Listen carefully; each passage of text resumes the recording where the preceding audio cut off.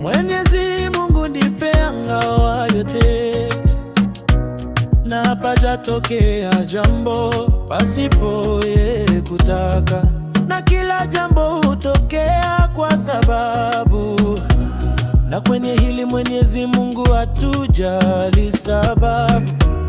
Yenye baraka kubwa kwa taifa letu, hatujali imani zaidi ya tuliyokuwa nayo mwanzo, hatujali upendo zaidi, umoja zaidi, mshikamano, kupendana na amani.